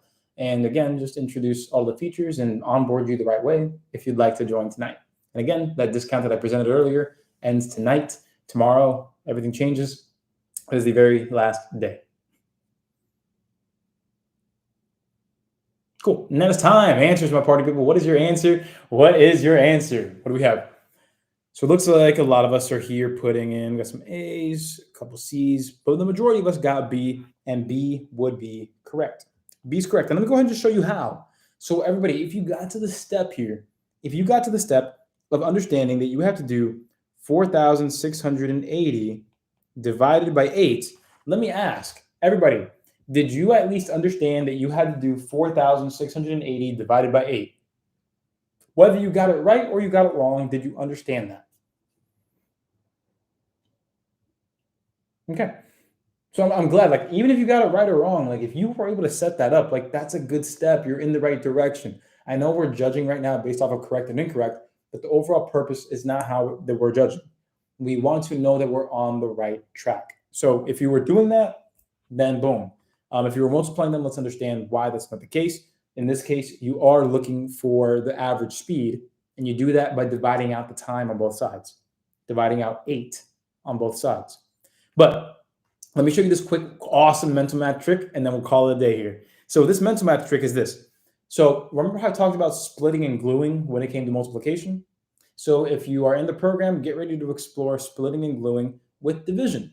This works awesome because if you're trying to divide 4,680 by 8, yeah, you can try to do that with long division, but you could also do this. You could split 4,680 into numbers that are divisible by 8, namely 4,000, that's divisible by 8. 600 is not divisible by 8, but 640 is, because there's a 64. Doesn't that look familiar? 64 divided by 8, that would work. So I referenced that and used that. But I took that extra 40. How much do I have left? The additional 40 that's left. This is 4,680. If you, with practice, I'm telling you, it takes like literally like 45 minutes of practice. 45 minutes.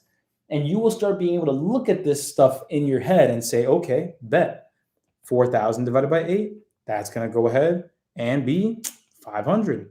If I do 640 divided by 8, well, that's going to go ahead and be 80. If I do 40 divided by 8, that's going to go ahead and end up being 5. So I have 585. And you can do that in your head. It took me longer to write that than think that. So I don't know if you noticed, but I had to slow my language down to wait for myself to finish writing because I was already at 585, but I just had to write it out to show you. But in your head, you can do this so much faster. And I want to teach you how to do this. Again, it's just all for those of you that are already in the program, like you're paying for this, it's already available. And I got to make sure you're always on the right track. So there it is. And for those of you that are new here or haven't joined the program yet, I really do enjoy teaching things like this. So if you want to join, you're going to be in good hands. So with that said, my party people, we are all set. Let me go ahead and for those of you that are, I got a quick announcement. For those of you that are here in the program, we have part 2 tomorrow, just like I said. And remember that on Wednesday, I'm going to be releasing the next progress report. So week 2. And it's not week 2 of the program. It's just my second week doing this. So I'm going to go ahead and include a couple of updates in this week's progress update. If you've been in the program for more than a week, I'm going to send you also in your progress report comparison from last week. So I'll basically tell you, hey, over this past week, this is how many assignments you did. This is how many speed drills, how many stars you've earned, and this is what you're going to be doing next, and all the links and all the suggestions and study guides you need for exactly what you have going on next. So I'm going to include all that information in this week's update. It's going to be a lot of fun for me to program and code in there. But once you have it, it's going to give you more power and more knowledge. So get ready for that, my party people. So look out for that on Wednesday by about 5 p.m. Now, number 2, for those of you in the program, again, check your email. The new program checklist came out. The 2023 update is live now. You have a ton of new features that are included for free. You're not getting charged for it, but tomorrow, anyone who's not in the program, they're going to have to pay. They're paying extra, basically. Not extra, but they're paying the right amount. But you guys got it for free. So for those of you that are in the program, I'll see you in tomorrow's class. You can see yourselves out 6 p.m. I'll send out the email, send out the text. You are good. Debbie, I love you. So also, for those of you that are here for the first time and want to join the program, I want to go ahead and make sure that the program is for you. Okay? Like, I love doing what I do. I love making sure that you're getting the score you need, but I also want to be honest about the business that I conduct. So if I see that you don't really need this program to be successful, well, you don't need the program. I mean, I'm not going to charge you money. You don't need to. You don't need to pay money if you don't need the help. So I'm going to ask everybody here who's interested in the program a series of questions. And if you answer yes to the majority of these questions, then the program is something that you definitely want to consider. But if you're seeing a lot of no's in your answers, and be honest about the answers, if you're seeing a lot of no's, then don't worry about the program. You can probably get away with just studying the way you have been. So here we go. For those of you that are still here, that are interested in the program or here for the first time, I want you to answer these questions as quickly as you can. Number 1, do you feel like test anxiety stops you from doing your best? So do you feel like just the thought of taking the real deal, do you feel like that disrupts you enough to affect your score? And I'm talking about that nervousness, that pressure of being watched, doing something. That's really what I'm talking about. Cool. And so again, answer as quickly as you can. So number 2, do you find yourself blanking out on word problems? Do you feel like when you read word problems pretty often, you feel like you have to read it again and again and again and again just to get what the information's about? Okay. Now, number 3, and yeah, you can feel free to private message me too. That's cool. And number 3, do you feel like you're put in a position to guess and hope for the best a lot? Do you feel like when it comes to taking the real deal or practice tests, a lot of the times you find yourself with like 2 minutes left, but you have 10 questions. In 2 minutes with 10 questions, you got to take a guess, right? That can be mighty annoying for a lot of people. Now, the last question here is, do you feel like you're going through this alone? Like it's up to you to figure out everything you need to study, how to study it, when you're ready for the test, how to know when that's ready. Like it's up to you to figure all that out. Do you feel like it's kind of all on you? Cool. So thank you guys for being honest. Like seriously, thank you for being honest. Now, here are a couple more positive questions. And again, yes or no, be honest. 1, do you feel like this session improved your chances of passing? Okay. Now, next, do you believe that more of this could work for you? Do you believe that more sessions on different topics with more time, being able to ask more questions, do you think that that could work for you? Okay, and lastly, do you wish someone had your back until you passed? Plain and simple. Do you wish that, hey, if I was able to walk you through every step of the way, be your point of contact, you can text me whenever you need me, would that help you be successful at the end of the day? And so everybody who's been replying here has been saying yes and yes and yes, yes and yes. And so for those of you, yeah, there is no other program like this. No, everybody's always focused on doing one-on-one tutoring. So here's what makes my program different. While everybody else is focused on charging like $75 or $110 an hour for tutoring, and then only offering tutoring, no recordings, no extra lessons, no extra practice, just tutoring session. While everybody else is focused on that, my focus is on making sure that you have everything you need at every step of the way beyond an hour by hour charge. By doing this, I can serve, and this is serious, I can serve over 700 students in my program right now, and I can also help over 2,500 people every single month who get my free practice test and come to the free classes. Because I focus on everyone and helping everyone succeed, I'm able to help everybody as if this were a school. And if you know me, you know that one of my dreams is owning an actual school, which we have succeeded at that as of 2 years ago. So thank you guys for being part of this. But being part of this program means that you have my support all the way, and not just when you pass. Like, I want to know more about after you pass, your stories, where you've come from, and how things have worked out for you. So long story short, just like I said earlier, guys, this is slightly outdated. The one up there is more updated. But long story short, you get access to, again, every which way that you need to feel comfortable studying. All the classes, all the recordings, all the courses you need that you can access 24/7 on demand, and you can text me whenever you need help. And now in 2023, you'll be seeing a progress dashboard for your courses alongside progress updates and progress reports every week. So if you need me to help you communicate with your recruiter to let them know that you're studying and you need to take your time, I can send them a progress report and let them know, like, yeah, John Doe, yeah, he's working his butt off. Go ahead and give him some more time. Stop pressuring him. Or if you have parents who want to know how you're doing, or a teacher who's helping you on the side as well, I can send that to them as well. But at the end of the day, again, the goal is the same. I am here to help you succeed all the way through. And everything that I do in the program is to do just that. So here's how you're going to sign up, everybody. And this is the last night to get this deal. So I want to make sure that you are taking advantage of it. So easy does it. It's going to be, go to asvab.info/classes, which I can go ahead and give you the link right here in the chat box. Then number 2, you're going to click sign up and raise your score, and you can click either plan. You can pick the monthly or the yearly. And as long as you use the discount code Monday, all caps right here at checkout, use that discount code, it's going to give you the discount that ends tonight at midnight. Because tomorrow, again, unfortunately, the prices are going up. So you can get the program for $39 a month, so an $8 discount every month on the month, or you can get the full year at $50 off for just $197.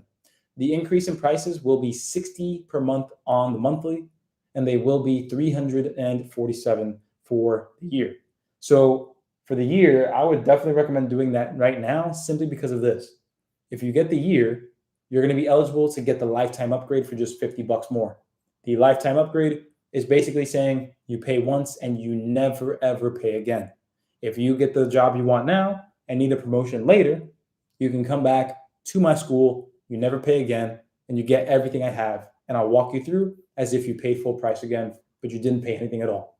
So want to make sure that you guys understand that. And if anybody here is who's still here, who's in the program, please go ahead and talk about your experience with the program and be honest, because I want to make sure that you're taken care of.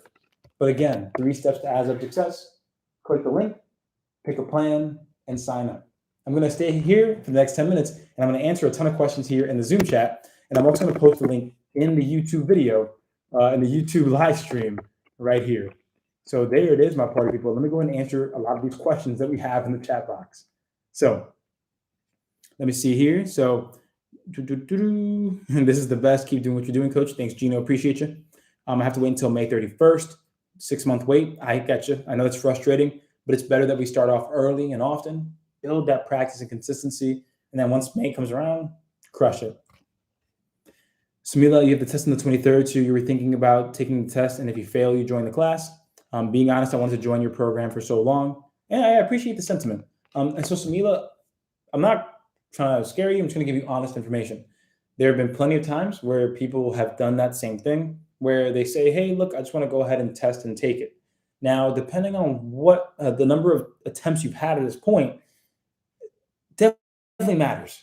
So, for example, if you've already taken the ASVAB before and you're about to take it for the 2nd or 3rd time to see how you do, I would not recommend that. I would honestly 100% recommend getting the program, rescheduling your test, going when you're ready. There is nothing worse than the anxiety of staring at a 6-month wait or another month wait. You don't really want to be in that position.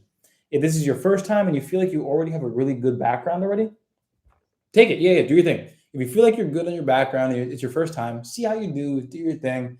But if you're anywhere else in that spectrum, unconfident, not quite sure, I would recommend getting the program. I know I'm saying this as the owner of the company, trying to make a sale, I know. But as an honest teacher, if you're not confident and you're not ready, I recommend you take the time you need. Just being honest as a teacher. So there's that. Then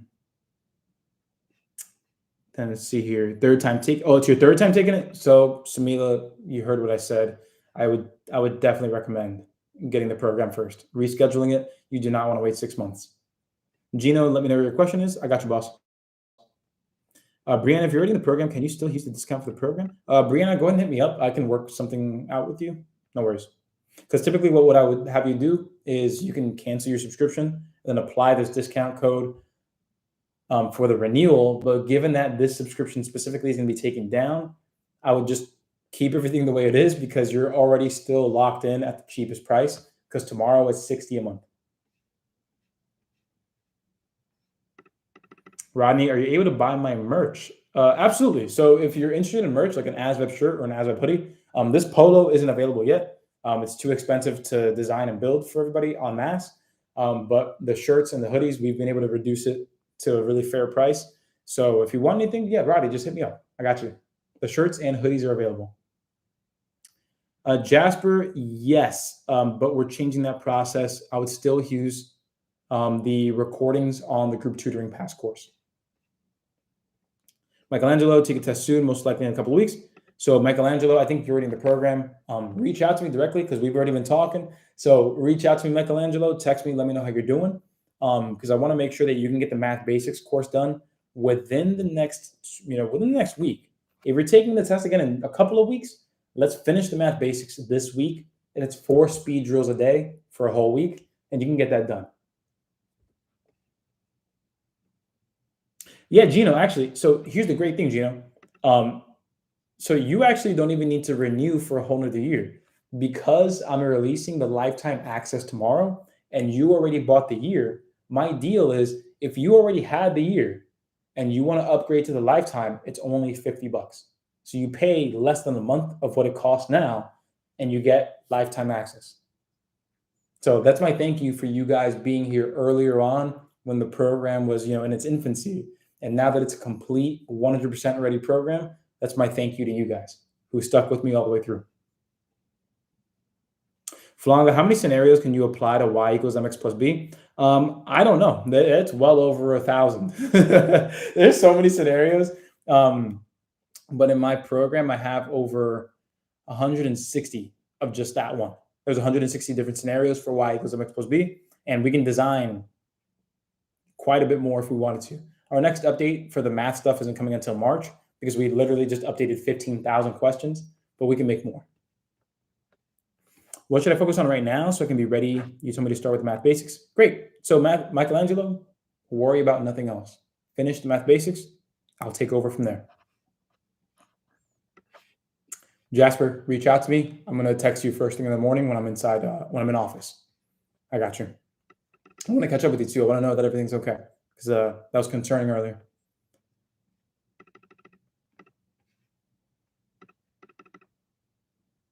Got you, Michelangelo. Cool. So yeah, reach out to me, man. I got you. If you live in California, Eduardo, that's going to be 3 p.m. Pacific time. 3 p.m. Pacific. Jasper, can't reveal that information live on the air here, but go ahead and reach out to me and I can tell you the dates. Yeah. So, and if we're a little past, don't worry, I'll take care of you. You're good. Rodney, I got you. Andres sounds good. So you're good then, Andres.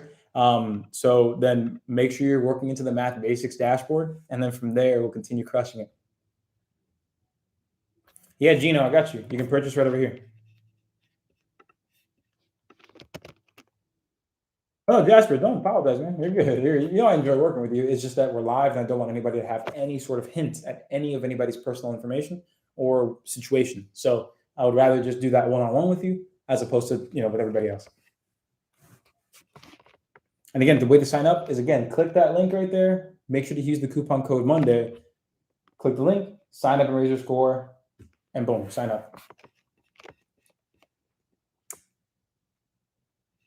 So yeah, that's going to be available for the first month after tomorrow. So tomorrow, going for a whole month, I'm giving everybody who's had the full year bundle to do the upgrade for $50.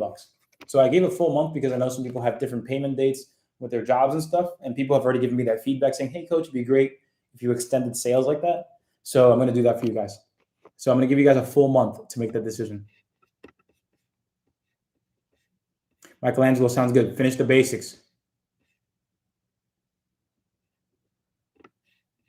Yeah, that's right, Jasper. We are family, man. We're good.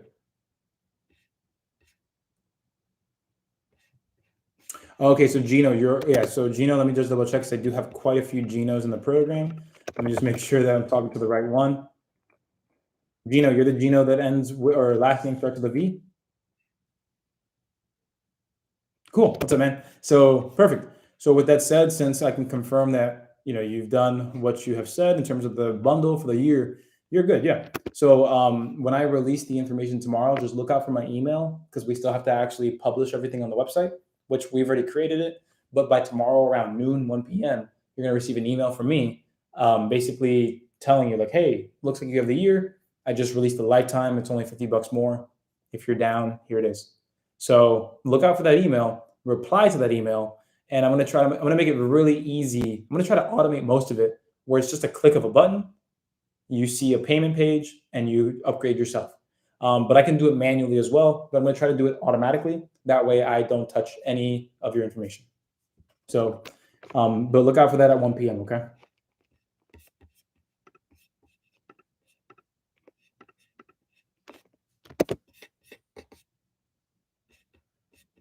Perfect. And yeah, the month is no contract. So the person that private messaged me again, yep, no contract. You get to cancel the program whenever you want.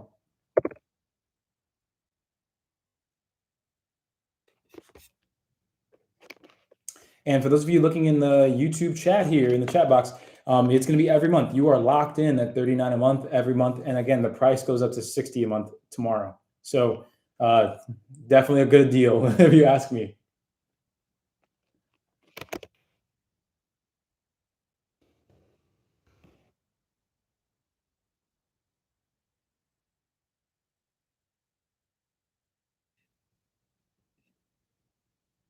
All right, no worries, Gino. Gino, go ahead and text me directly. Here's my phone number.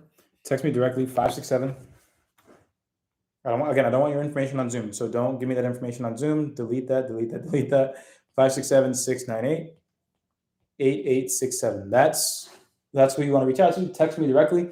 We'll sort it all out, man. You're good.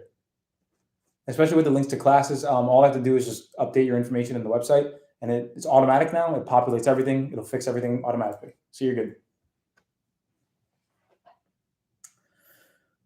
But that is good, my party people. Looks like we answered all those questions. Right on, right on. Again, if you are not in the program and you're interested in joining, again, tonight's the last night to lock in these crazy deals. And then tomorrow we're going to the price increase. So unfortunately, again, tonight is the last night to take advantage of this. Make sure you're taking advantage of it. And then if you're in the program tomorrow, we got part two. Part two of our rate word problems. This is going to be a major lesson because this is going to dictate how well you do in parts 3 and 4. So get ready for all the mayhem. It's going to be a lot of fun, obviously, but we want to make sure we do things the right way. So I will see you, my party people, in tomorrow's class. If you have any questions at all, please feel free. Shoot me a text. That's my number right there, 567-698-8867. Let me know if you have any questions at all, because again, at the end of the day, your success is what I prioritize. So my party people, I love y'all. Keep it easy, and I'll see you in tomorrow's class. Let's ace the ASVAB, and let's have fun. Thank you for coming, Flanga. I'll see you guys tomorrow. Cheers.